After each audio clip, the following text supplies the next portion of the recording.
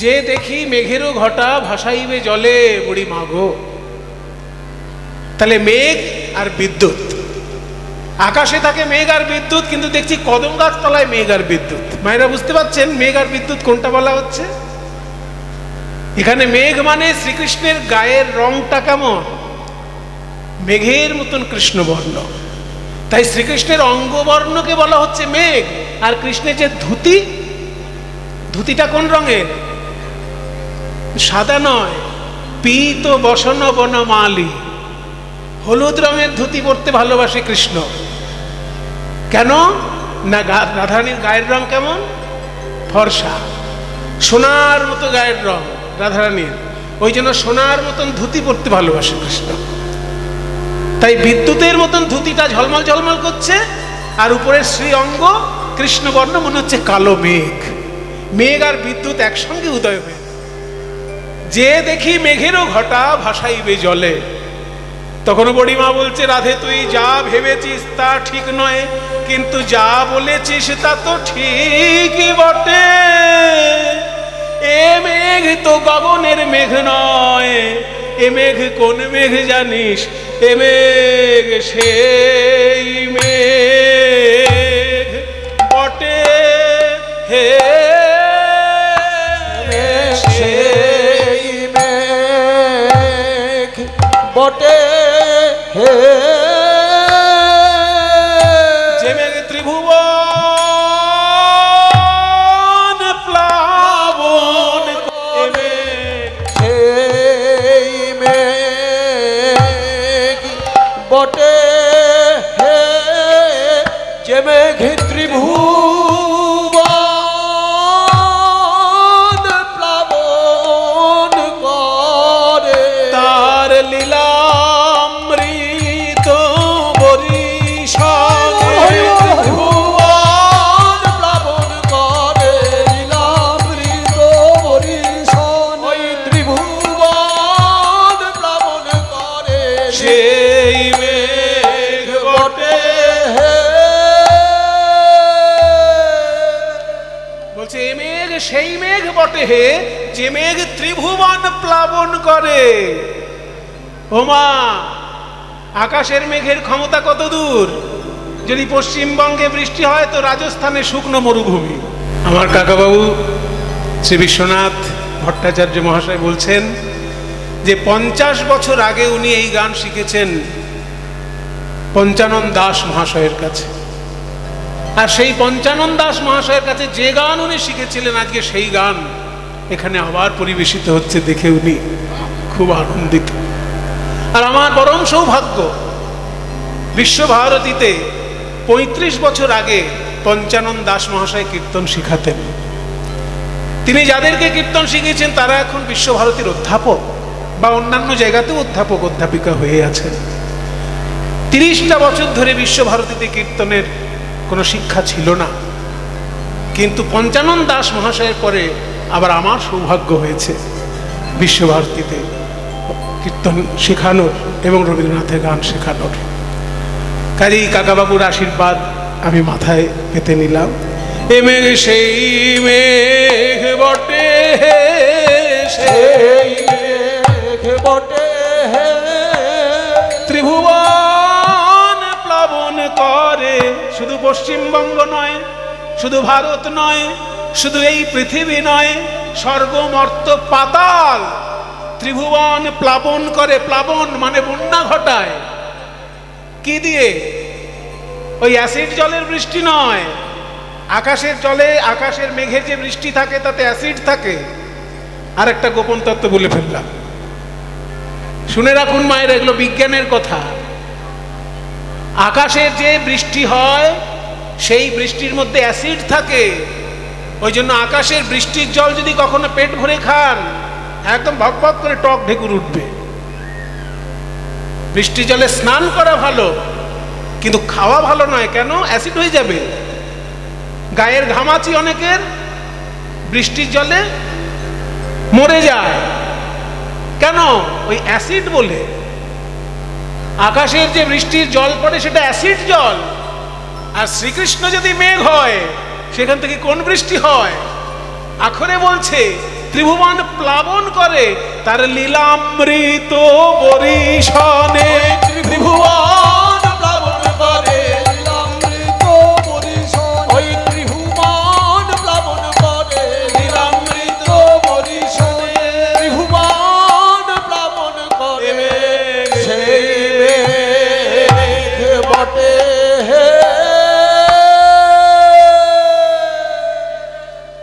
তাহলে আমাদের ভয় নেই বলছো? ওই দানি দেখে আর তাল দানি দেখি কাঁপিছে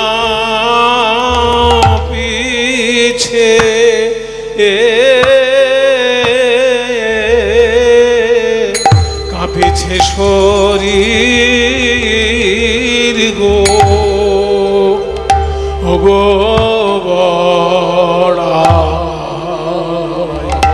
ওই ওই দানি ওই দানি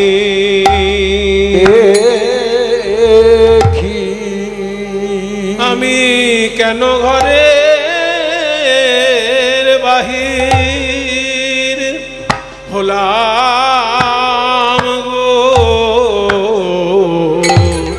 কাঁপেছে শরীর গো ও গো বড়াই আমি কেন ওই গো বুড়ি মা গো কাজ তো ভালো কাজ তো ভালো করি না গো। আমি কেন ওই গো বড়ি মা গো কাজ তো ভালো কাজ তো ভালো করি নাই গো। আমি ও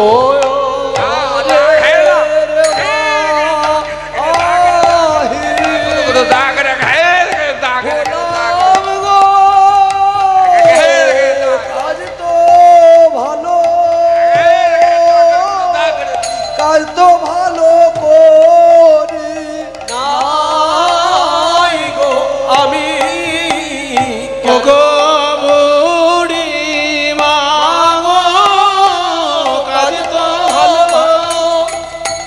তো ভালো করি নাই গো আমি কেন কেন ঘরের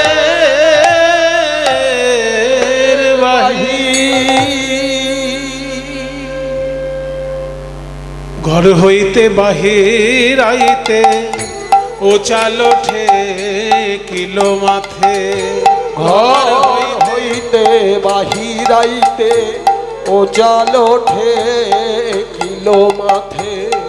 ওই যে বলে না ইংরেজিতে একটা কথা আছে বাবা, বলে মর্নিং শোজ দ্য ডে। আছে না একটা কথা ইংরেজিতে, অনেকে জানে, মর্নিং শোজ দ্য ডে, মানে সকালটা দেখলেই বোঝা যায় দিনটা কেমন যাবে।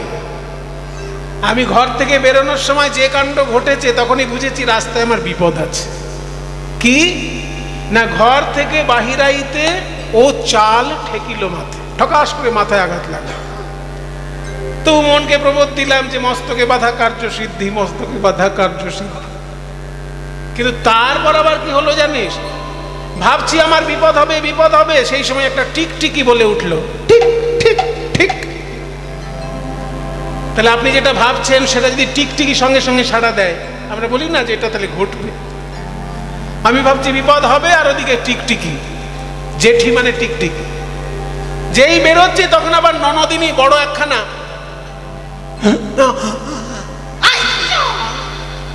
বড় একটা হাঁচি দিয়ে বসলো। হাঁচি জেঠি না গো নিলাম বাধা গো, হাঁচি জেঠি না গো নিলাম বাধা গো। আমার অবস্থা কেমন জানিস, যেমন হরিণী পলাইয়া যাইতে ঠেকিল ব্যাধের হাতে, যেমন হরিণী পালাইয়া যাইতে ঠেকিল ব্যাধের পরিমা গো।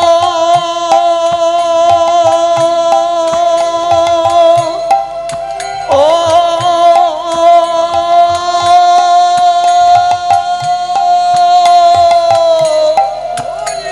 আস্তে আস্তে সুন্দরবনের বাঘ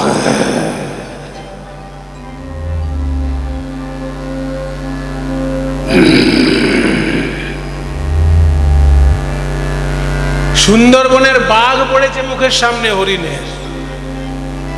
তাই দেখে হরিণ ঊর্ধ্বশ্বাসে ছুট দিয়েছে। হরিণের সঙ্গে কিন্তু বাঘ ছুটে পারে না, কিন্তু হরিণের শিং থাকে, গাছে জড়িয়ে যায় বলে বাঘের কাছে ধরা পড়ে হরিণ। তো হরিণ ঊর্ধ্বশ্বাসে ছুটে পালাচ্ছে বাঘের ভয়ে, আর যেখানে গিয়ে একটুখানি দাঁড়িয়ে নিঃশ্বাস নিচ্ছে দেখছে সেইখানে একটা ব্যাধ ধনুর্বাণ প্রস্তুত করে রয়েছে। তাহলে হরিণটা এতক্ষণ পালিয়ে এসে তার লাভ কি হলো? আমার বাড়িতে হচ্ছে রায়বাঘিনী ননদিনী, বাড়িতে বাঘিনীর ভয়ে আমি পথে এলাম, এখানে আবার দেখছি কৃষ্ণ ব্যাধ নয়ন বাণ আমার দিকে প্রস্তুত করে দাঁড়িয়ে রয়েছে। ওই হরিণী পালাইয়া যাইতে ঠেকিল ব্যাধের হাতে, আজ তেমনি ঠেকিয়া গেল তোদের রাধা গো, তেমনি ঠেকিয়া পরিমা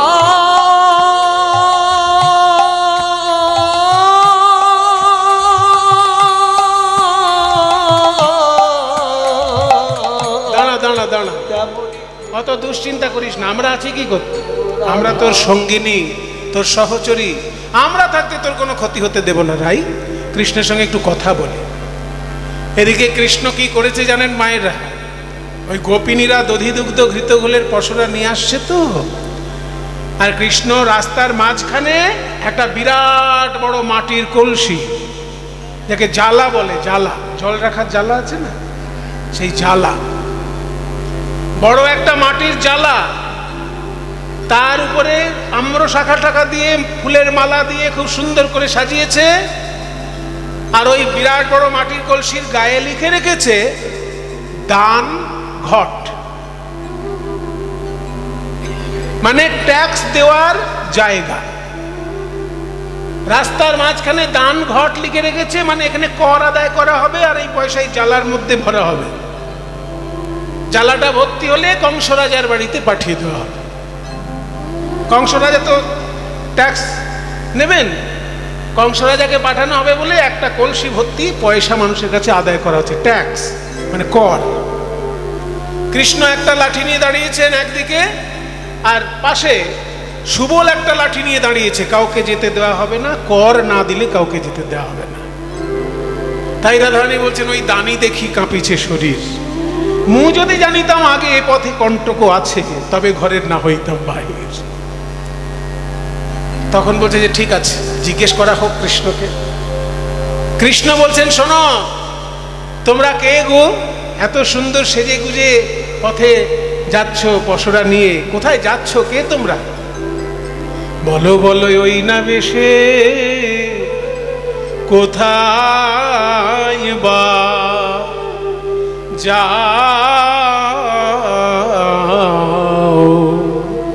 ও গোয়ালিনী, হে কোথায় তোমার ঘর, হে বলো তোমরা কোথায় বা ও যাবে, হে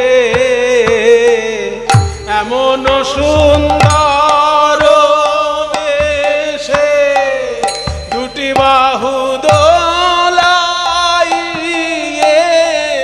ও সুন্দরী গরব ভরে বলো তোমরা কোথায়, তোমরা কোথায় যাবে?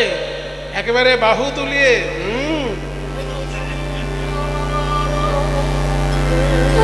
এত অহংকার করে যাচ্ছ কোথায়? সারা গায়ে এত গয়না কেন পরেছো? বলছে কে হে তুমি? তোমার কথায় কে হে যে তোমার কথা আমরা এই দানে আমাদের সব পশুরা নামাবো? দধি দুগ্ধ ঘৃত ঘোলে পশরায় আমার, দধি দুগ্ধ ঘৃত ঘোলে পশরায় আমার। কে তুমি? কে তুমি? তোমার বলে উলাবো পশার। আর কে তুমি? তোমার বলে উলাবো পশার। কে তুমি? তোমার বলে, বলে মানে কথায়। কে হে তুমি? তোমার কথায় আমরা পশরা উলাবো। উলাবো মানে কি? উলাবো শব্দটার মানে কি? হ্যাঁ, একটা জিনিস জানবেন, এই বৈষ্ণব পদাবলী সাহিত্যটা বুঝতে গেলে শুধু বাংলা জানলে চলবে না। এই উলাবো পশার এটার মানে কি আমি বহু বছর ধরে জানতে পারিনি। উড়িষ্যায় যখন গেছি, একবার বাসে করে গেছিলাম, ভুবনেশ্বর থেকে বাসে করে পুরী গেছি। তখন টিকিটওয়ালা আমাকে জিজ্ঞেস করছে আপনার কোটে উলাইবে। তখন আমি বুঝলাম তাহলে উলাইবে শব্দটা উড়িষ্যা থেকে এসেছে। আপনা মানে আপনি, কোটি মানে কোথায়, উলাইবে নামবেন। তাহলে উলাইবে মানে নামবেন। উড়িয়ায় যখন বাসে শুনলাম যে উলাইবে, চট করে আমি তখন ধরে নিলাম এটা তো বৈষ্ণব পদাবলিতে আছে, যে কে তুমি তোমার বলে উলাবো পশার। অনেকদিন আমি বুঝতে পারিনি উলাবো মানে এটা কি। আমি ভাবতাম উলাবো মানে উল্টানো বোধ হয়, তা পশাটা উল্টে দেবে কি কারণে? হ্যাঁ, কোথায় যাবে তাও নয়। কাজে এই শব্দগুলো আমাদের কাছে পরিষ্কার নয়। পদাবলী সাহিত্য এমন একটা ভাষা যে এইটা বাংলা, হিন্দি, উড়িয়া, মৈথিলি, সংস্কৃত এতগুলো ভাষা মিলিয়ে পদাবলী সাহিত্যের ভাষা। ওই জন্য উলাবো শব্দটা উড়িষ্যা থেকে এসেছে। উলাবো মানে নামাবো। কে তুমি তোমার বলে উলাবো পশার। আর কে তুমি? তোমার বলে উলাবো পশার। বলো বলো তুমি কে হে? বলো বলো তুমি কে হে? তুমি হাটে মাঠে ধেনু চড়াও, বলো বলো তুমি কে হে? তুমি হাটে মাঠে ধেনু চড়াও, বলো বলো তুমি কে হে? হাটে মাঠে ধেনু চড়াও, ওরা খালের বন্ধু তুমি। হাটে মাঠে ধেনু চড়াও, ওরা খালের বন্ধু তুমি। হাটে মাঠে ধেনু চড়াও, বলো বলো তুমি কে হে? আর কে তুমি? তোমার বলে উলাবো পশার। এত বড় কথা কে আমি? ভক্তগণ তো অবাক হয়ে যাচ্ছে, গোপীরা বলে কি, কাকে কি বলছে? স্বয়ং ব্রহ্মা যাকে করজোড়ে বলেছে ঈশ্বর পরম কৃষ্ণ সচ্চিদানন্দ বিগ্রহ অনাদিরাদি গোবিন্দ সর্ব কারণ কারণম, সেই কৃষ্ণকে গোপীরা কি বলছে? কে হে তুমি? তোমার কথায় উলাবো পশার, নামাবো পশার। তখন কৃষ্ণ বলছে আমাকে চেনো না, আমি এককালে রাখালগিরি করেছি, কিন্তু এখন আমি চাকরি করছি। এই যে শোনো, সরকারি চাকরি সবাই পায়। সরকারি চাকরি পেতে গেলে অনেক পড়াশোনা করতে হয়। যদি কোনো কলেজের, পশ্চিমবঙ্গের কোনো কলেজের যদি আপনি শিক্ষক হতে চান, তাহলে আপনাকে সিএসসি পাস করতে হবে, মানে সেট পরীক্ষা দিতে হবে, স্টেট এলিজিবিলিটি টেস্ট। হ্যাঁ, দিতে হবে। তারপর ইন্টারভিউতে বসতে হবে। অনেকে ফাঁকি দিয়ে পরীক্ষা দিয়ে দেয়, ইন্টারভিউতে ফেল করে। আপনি যদি কোনো কেন্দ্রীয় বিশ্ববিদ্যালয়ের অধ্যাপক হতে চান, তাহলে আপনাকে নেট পরীক্ষা দিতে হবে, ন্যাশনাল এলিজিবিলিটি টেস্ট। আমার পরম সৌভাগ্য, আমি একই বছরে সেট আর নেট দুটোই পাশ করেছিলাম। এটা আমার বন্ধুর জন্য হয়েছে। আমার বন্ধু লক্ষণ ঘোষ সব সময় আমাকে শুধু উৎসাহিত করে যে পড়াশোনা তুমি ভালোবাসো, ডিগ্রিগুলো সঙ্গে করে রাখো। আমি ডিগ্রি নিয়ে কি হবে, পড়াশোনা করাটাই মেন। বলে না, ডিগ্রিও সঙ্গে চাই, করে রাখো। এই তার উৎসাহে রবীন্দ্রসঙ্গীতে যখন এমএ করেছিলাম, সেই একই বছরে সেট আর নেট আমাকে বারবার বসতে হয়নি, এক বছরে পাশ করে গেছে। কাজে ন্যাশনাল টেস্ট যেটা আইএএস পরীক্ষার সমান নেট পরীক্ষা। আইএএস পরীক্ষা যেমন কঠিন হয়, নেট পরীক্ষা ওই রকম কঠিন হয়। কাজে তোমাকে সরকারি চাকরি পেতে গেলে তো পরীক্ষা দিতে হবে। তুমি কি পড়াশোনা করেছো, সারা জীবন গরু বাছুর চড়িয়ে গেছো, তুই চাকরি পেয়েছো? বলে হ্যাঁ আমি চাকরি পেয়েছি, একটা নয় দুটো চাকরি পেয়েছি, তাও সরকারি চাকরি। কংস রাজার কাছে আমি অ্যাপ্লিকেশন পাঠিয়েছি। কংস রাজা দেখলেন আমার মতো উপযুক্ত পাত্র আর কেউ নেই, তাই একসঙ্গে দুটো চাকরি মঞ্জুর করে দিয়েছে। কি কি সেই দুটো চাকরি? ঘাটের ঘাটো আলো আমি, পথে মহাদানী। ওই ঘাটের ঘাটো আলো আমি, পথে মহাদানী। আমি প্রথম চাকরি পেয়েছি নৌকা চালানো। যে সব গোপীরা নৌকায় পার হয় অথচ সরকারকে কর দেয় না, নৌকায় পার করে তাদের কাছ থেকে পয়সা উসুল করতে হবে, এই চাকরি প্রথম। আর দ্বিতীয় চাকরি দিয়েছে রাস্তায় দানি। হ্যাঁ, পথে এক যমুনার ঘাটে ঘাটোয়াল, আর রাস্তায় আমাকে দানি করেছে, পথে মহাদানি। ঘাটে ঘাটোয়াল, পথে দানি, দুটো চাকরি। নৌকা পারাপার করে পয়সা আদায় করি, আর এই রাস্তা আমি ট্যাক্সের অফিসার সেজে নয় হয়ে ট্যাক্সের অফিসার হিসেবে পয়সা আদায় করি। তোমরা দধি দুগ্ধ ঘিত ঘোল বিক্রি করে রাতারাতি বড় লোক হয়ে যাচ্ছ, অথচ কংস রাজাকে কর দিচ্ছ না, এই জন্য আমাকে পাঠিয়েছে। তোমায় দান দিতে হবে শোনো বিনোদিনী, তোমায় দান দিতে হবে শোনো বিনোদিনী। দধি দুগ্ধ বিক্রি করে রাতারাতি বড় লোক হয়েছো, ট্যাক্স দাও, কর দাও কংস রাজা। কি রে, কি বলে রে? কংস রাজার নাকি চাকরি পেয়েছে বলছে। কবে চাকরি পেলো? পড়াশোনা কবে করলো? হ্যাঁ, দুটো চাকরি, আবার লোকে একটা পাচ্ছে না, আবার যারা চাকরি পেয়েছে তাদের চাকরি চলে যাচ্ছে দেখা যাচ্ছে। বলো কোন গুণে বিধি তোমায় দানি করেছে, তোমায় দানি করেছে, তোমায় দানি করেছে। বলো কোন গুণে বিধি তোমায় দানি করেছে, দানি করেছে, দানি করেছে, দানি করেছে, দানি করেছে। তোমায় ঘাটওয়ালি দিয়েছে, হে দানি করেছে বিধি। কোন গুণে বলো তোমায় দানি করেছে বিধি কোন গুণে বলো তোমায় দানি করেছে। চাকরি পেতে গেলে প্রথম চাই কোয়ালিফিকেশন, মানে যোগ্যতা চাই, যোগ্যতা। পড়াশোনা করেছো রাত জেগে? আর তোমার দেখতে কেমন?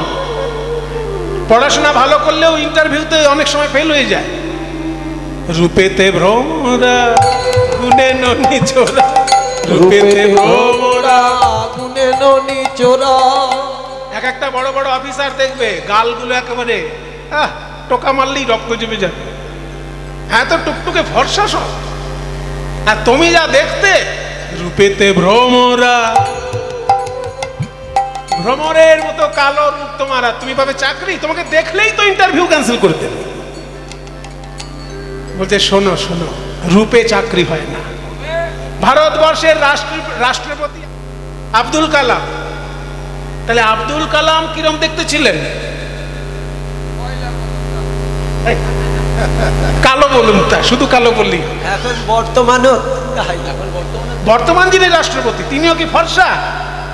তাহলে ফর্সা হলেই সে বড় চাকরি পাবে তার কোনো মানে আছে? গুণ থাকতে হয়, গুণ। বলে তাই বা তোমার কি আছে?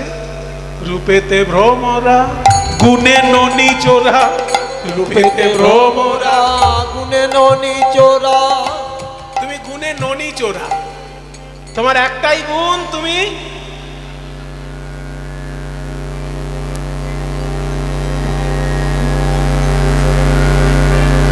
অজান্তে চুরি করতে পারো।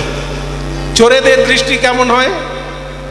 চোরের দৃষ্টি আর সাধুর দৃষ্টি, এগুলো সব নাচ যারা হয় না, নাচের গুরু যারা, তারা শেখায়। চোরের দৃষ্টি দেখুন,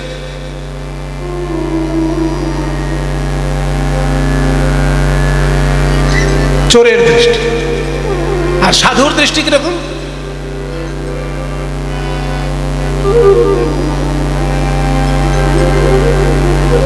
তাহলে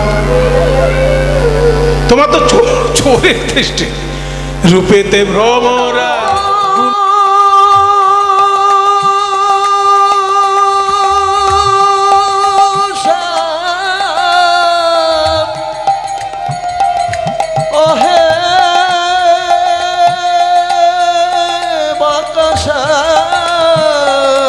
তুমি হলে রূপেতে ভ্রমরা গুণে ননি চোরা।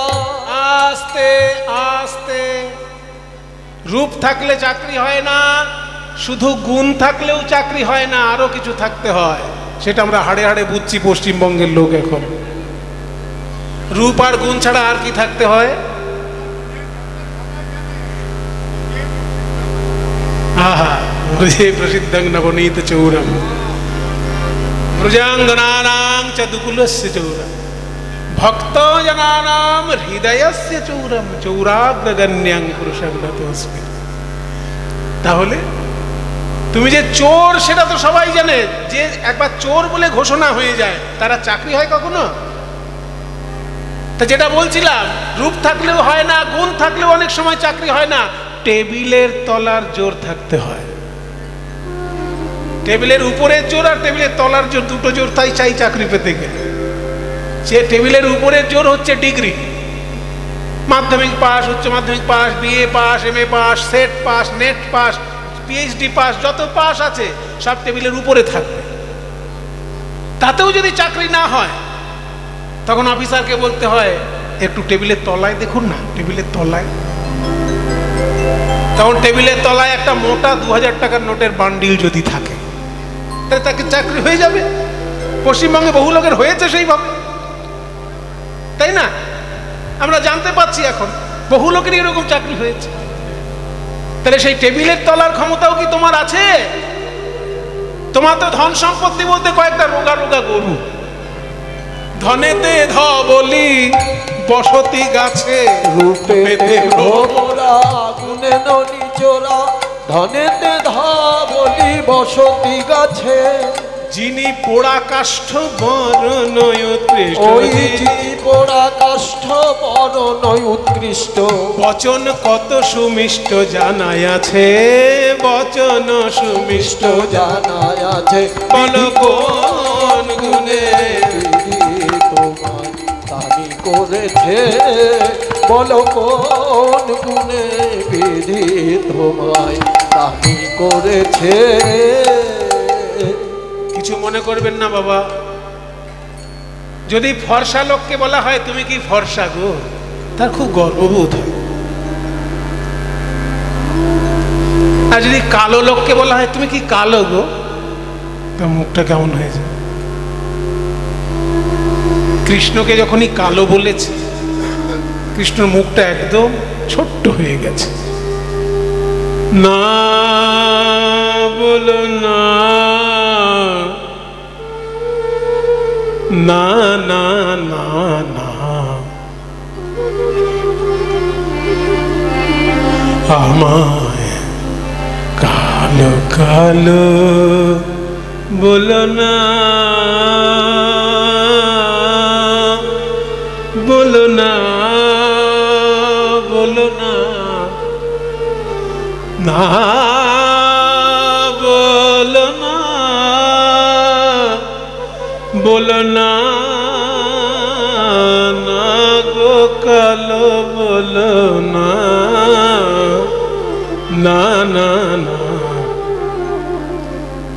কালো কালো বলো না, ও গো রাজার ঝি, কালো কালো বলো না, ও গো রাজার ঝি, কালো কালো বলো না, ও গো রাজার ঝি। একটা জিনিস জানবেন, যদি কারোর সঙ্গে ঝগড়া হয় না, তাহলে যা বলে তার উল্টো শোনে। যদি যে আপনার সঙ্গে কারো ঝগড়া হচ্ছে, আপনি বলেন এই ধানটা টেনে ঘরে আন, তো ধানটা টেনে ঘরে আন, যার সঙ্গে ঝগড়া হচ্ছে সে শুনবে কি কানটা টেনে ঘরে আন। তাহলে ধান বললে তখন কান শোনায়। কৃষ্ণ বলছেন কালো কালো বলো না গো রাজার ঝি। রাজার ঝি, ঝি মানে মেয়ে, রাজার মেয়ে তুমি আমাকে কালো বলো না, এইটা তো মানে। কিন্তু রাধারানী শুনছেন উল্টো, আরো রেগে যাচ্ছে। কি শুনছেন? কালো কালো বলো না গোয়ালার ঝি। কৃষ্ণ বলছেন কালো কালো বলো না গো রাজার ঝি, আর উনি শুনছেন গোয়ালার ঝি। বলো না বলো না বলো না বলো না বলো না না না বলো না না না না বলো না বলো না বলো না কালো বলো না রাজার ঝি, কালো কালো বলো না রাজার ঝি। আমায় বিধাতা করেছে কালো, আমায় বিধাতা করেছে কালো,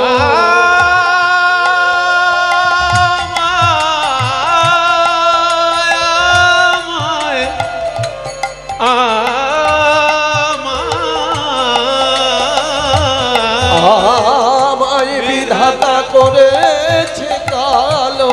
আমি করব কি করব কি করব কি, কালো বলো না রাজার ঝি, কালো বলো না রাজার ঝি, কালো কালো বলো না রাজার ঝি। এবার একটা জিনিস শোনো, ফর্সা মানুষ পৃথিবীতে না হলেও চলে যাবে, কিন্তু কালো মানুষ না হলে চলবে না, জানো? পৃথিবীতে এমন কিছু জিনিস আছে কালো, সেগুলো ছাড়া মানুষ বাঁচতেই পারবে না। যেমন যমুনার জলের রং কি? নীল। নীল মানেই তো কালোর কাছাকাছি।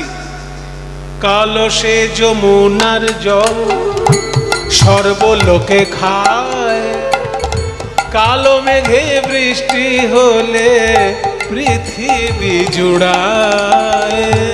কালো সে যমুনার জল সর্বলোকে খায়, কালো মেঘে বৃষ্টি হলে পৃথিবী জুড়ায়। কালো সে যমুনার জল সর্বলোকে খায়, কালো মেঘে বৃষ্টি হলে পৃথিবী জুড়ায়। এ তো বাইরের কথা বললাম, এবার আয়না নিয়ে তোমার মুখটা দেখো রাধে। কালো তোমার মাথার কেশ, নয়নের তারা। কালো তোমার মাথার কেশ, নয়নের তারা। কালো তোমার মাথার কেশ, নয়নের তারা। তোমার মাথার চুল কি রং? কালো রং। আচ্ছা রাধারানী, তোমার মাথার সব চুলগুলো যদি সাদা হয়ে যায়, তখন কি তোমার নিজেরই ভালো লাগবে? আর চোখের মণিটা কালো, সেটা যদি সাদা হয়ে যায় তো কি বিশ্রী দেখতে হবে। কালো তোমার মাথার কেশ, নয়নের তারা। কালো তোমার মাথার কেশ, নয়নের তারা। আর তুমি যত রঙের শাড়ি পরো, কোন শাড়িটায় সব থেকে সুন্দর দেখায়? নীল। ফর্সা লোক যদি নীল শাড়ি পরে দেখতে সুন্দর লাগে না? নীল শাড়ি পরে যাও দিয়া বাহু নাড়াও। নীল শাড়ি পরি যাও দিয়া বাহু নাড়া। নীল শাড়ি পরি যাও দিয়া বাহু নাড়া। বলো না বলো না বলো না বলো না, কালো বলো না ও গো রাধাজি। কালো বলো না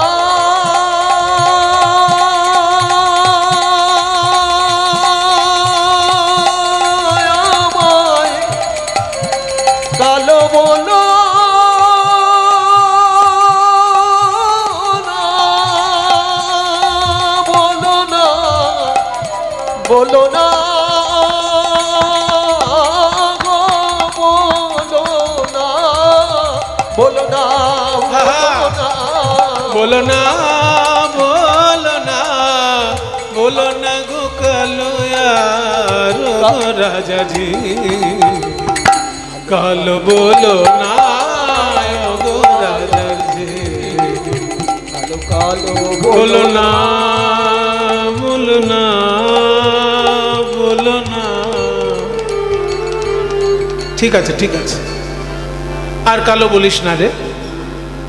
কথা বলতে বলতে একেবারে গায়ের কাছাকাছি এসে গেছে, যেই না একেবারে ছুঁতে গেছে অমনি রাধারানীর সখীগণ চিছি কানাই ছুঁয়ো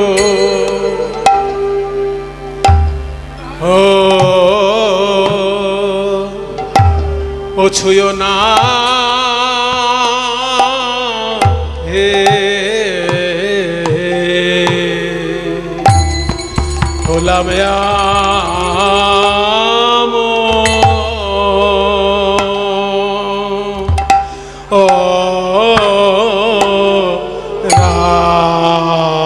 কোমল গা কোমল গা আমরা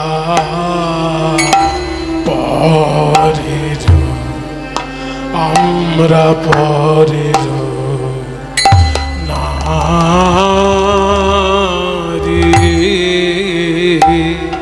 কি বলবো আছি ছি ছি ছি ছি কালা এবার তেরে ঘটা ছুঁয়ো কানাই হে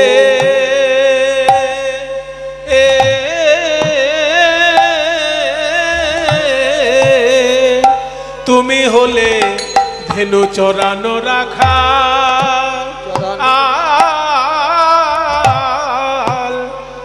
আরে আমরা আরে আমরা হলাম রাজার ঝি হে মা লোকে শুনলে লোকে শুনলে বলে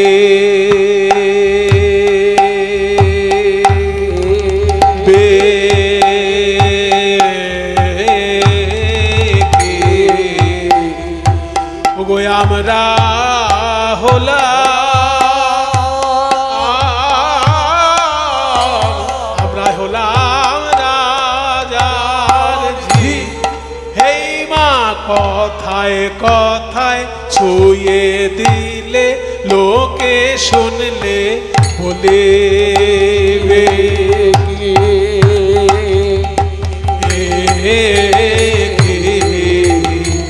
আমরা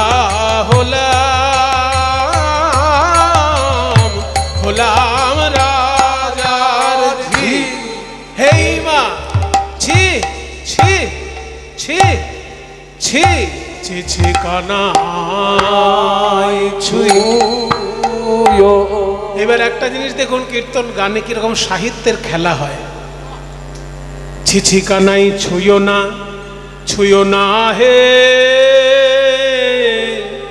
ছুঁয়ো না ছুঁয়ো না ছুঁয়ো না ছুঁয়ো না ছুঁয়ো না ছুঁয়ো না ছুঁয়ো না ছুঁয়ো না ছুঁয়ো না ছুঁয়ো না ছুঁয়ো না না ছুঁয়ো না ছুঁয়ো না ছুঁয়ো।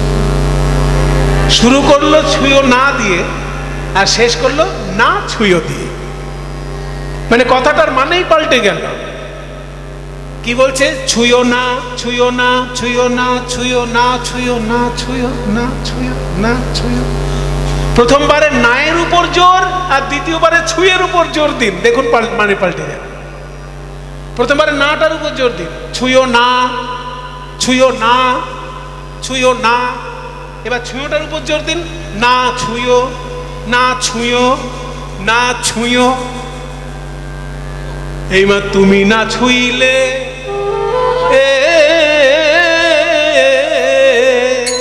আমাদের আর কে বাছবে।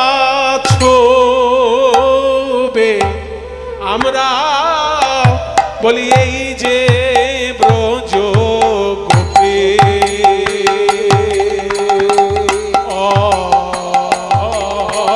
গো তুমি না ছুঁইলে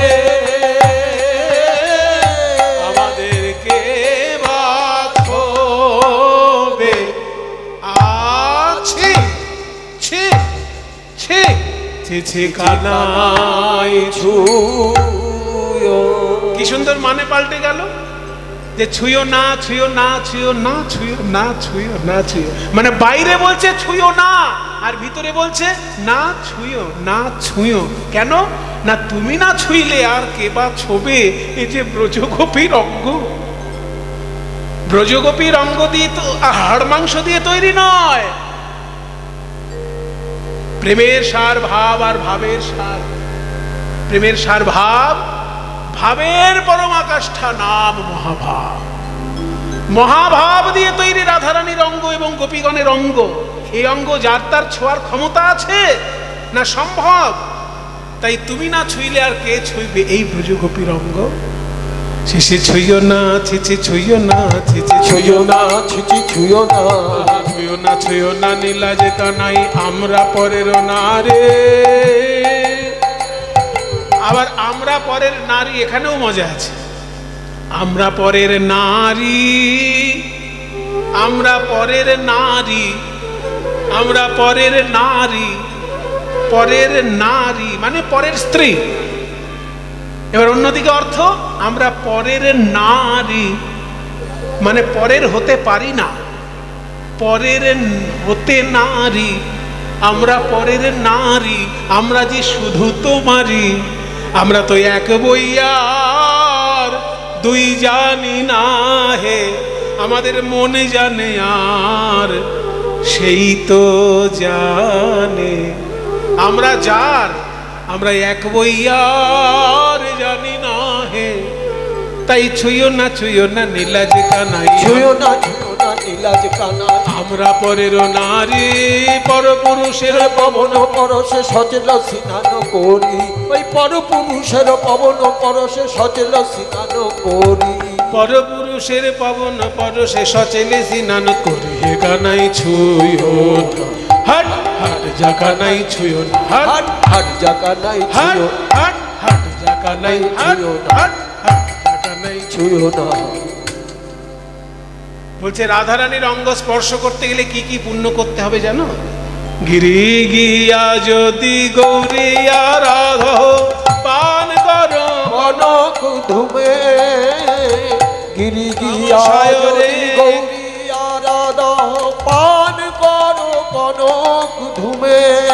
আহা কাম সায়রে কামনা করো, বেনিবদরিকাশ্রমে কানাই ছুঁয়ো। যদি হিমালয় পর্বতে গিয়ে তপস্যা করতে পারো, গৌরীকুণ্ডে গিয়ে যদি তপস্যা করতে পারো, হিমালয়ে গৌরীকুণ্ড আছে না, সেই কেদারনাথ যেতে গেলে গৌরীকুণ্ড আগে পড়ে, তারপর কেদারনাথ। গিরি গিয়া যদি গৌরী আরাধহ পান করো কনক ধুমে। কনক ধুমে দুটো অর্থ হতে পারে, একটা হচ্ছে সোনা পোড়ালে যে একটা ভয়ঙ্কর গন্ধ ওঠে সেটা কনক ধূম। আবার কনক ধূম মানে ধূতরা, ধূতরার রস যদি কেউ পান করে তার একেবারে সর্বনেশে কাণ্ড করে। পান করো কনক ধূমে। কাম ও সায়রে, সেই যে মানস সরোবর আছে না, যেখানে মনের বাসনা পূর্ণ হয়, সেইখানে গিয়ে যদি স্নান করতে পারো, এর যদিও দেহতত্ত্বের ব্যাখ্যা আছে, সেদিকে আমি যাব না। কাম ও সায়রে কামনা করো হো বেনি বদরিকাশ্রমে। বেনি বদরিকাশ্রম কোথায়? যেখানে বদ্রীনারায়ণ, দুটো বড় বড় পাহাড়ের মাঝখানে নারায়ণের মন্দির। একটা নাম নর, একটা নাম নারায়ণ। নর ঋষি আর নারায়ণ ঋষি, নরনারায়ণ দুই ঋষি তপস্যা করেছিল, আর মা লক্ষ্মী ওখানে কুল খেয়ে তপস্যা করেছিলেন, ওই জন্য বদ্রীনারায়ণ জায়গাটার নাম। সেইখানে গিয়ে যদি তপস্যা করতে পারো তবে রাধারানীর অঙ্গ ছুতে পারবে। আরো কি জানো? সুরজ পরাগে সহস্র সুন্দরী ব্রাহ্মণে করো সার, আহা তবু নাহি হবে তোমার শকতি। ওই তবু নাহি হবে তোমার শকতি। রাই অঙ্গে দিতে হাত, হে কানাই ছুঁয়ো। সূর্য গ্রহণের সময় যদি ব্রাহ্মণ চরণে সহস্র কন্যা দান করতে পারো, একটু সিরিয়াস ব্যাপার আলোচনা করছি। আগেকার দিনে মনে করা হতো ব্রাহ্মণকে কন্যা দান করা খুব পুণ্যের কাজ। এখনকার দিনে সেটা আর নেই। এখনকার দিনে যুগ পাল্টেছে, আইন পাল্টেছে, নিয়ম পাল্টেছে। আগেকার দিনে মনে করা হতো যে যদি শুদ্ধ ব্রাহ্মণকে কেউ কন্যাদান করতে পারে সেটা খুব পুণ্যের কাজ। সেই জন্য আগেকার দিনে একাধিক কন্যা কেউ কেউ দান করতেন ব্রাহ্মণকে। তাই বলছে সূর্যগ্রহণের সময়, সূরজ উপরাগে, উপরাগ মানে গ্রহণ, সূরজ উপরাগে অর্থাৎ সূর্যগ্রহণের সময় সহস্র সুন্দরী 1000 কন্যা ব্রাহ্মণে করহ সাপ, যদি ব্রাহ্মণকে দান করতে পারো, এই যে মহাপুণ্য, তাতেও তুমি রাধারানীর অঙ্গ স্পর্শ করতে পারবে না, তবু নাই হবে তোমার শকতি রাই অঙ্গে দিতে হবে। তাই গোবিন্দ দাস বলছেন, গোবিন্দ দাসের বচন মানহ না করো এমন ভঙ্গ, আহাজই নাগরী ষোড়শে আগরি করো তাহার সঙ্গ, কানাই ছুঁয়ো না। যখনই এরকম কথা বলেছে, এত বড় বড় পুণ্য করলে তবে রাধারানীর অঙ্গ স্পর্শ করতে পারবে। শ্রীকৃষ্ণ এমন চতুর, বলে সব পুণ্য আমি করে ফেলেছি এবং এইমাত্র করে ফেলেছি। হ্যাঁ, এইমাত্র। হ্যাঁ, বেনি বদরিক আশ্রম মানে কি বলেছিলে? নর ঋষি আর নারায়ণ ঋষি, দুই ঋষির পর্বতের মাঝখানে নারায়ণের মন্দির। তো রাধে তোমার হৃদয়টাও তো বেনি বদরিক আশ্রম, সেটাই না হয় আমি মনে করছি নারায়ণের আবাসস্থল বেনি বদরিক আশ্রম। রাধে তুহারি কো হৃদয়, তুহারি কো হৃদয়, বেনি বদরিক আশ্রম, তুহারি করে বেনি বদরিক আশ্রম। ওগো রাধে উন্নত কুচগিরি জোর হে, রাধে উন্নত কিসে তুলনা দিবরাই, কিসে তুলনা কুচো হেম গিরি সনে, কিসে তুলনা কুচো হেম গিরি সনে, কিসে তুলনা কুচো হেম গিরি সনে, কিসে তুলনা কুচো হেম গিরি সনে, তুলনা কুচো হেম গিরি সনে, তুলনা দিবরায় উন্নত কুচগিরি জোর হে। ওগো রাধে তুহারি বদন ছবি কনক ধূপি, তুহারি বদন ছবি কনক ধূপ পিবি, ততহি তাপত জিও মোর হে। রাধে ততহি প্রাণ জ্বলে গেল হে, ততহি প্রাণ জ্বলে মদনা নলে প্রাণ জ্বলে, মদনা নলে প্রাণ জ্বলে, মদনা নলে প্রাণ জ্বলে, মদনা নলে প্রাণ জ্বলে।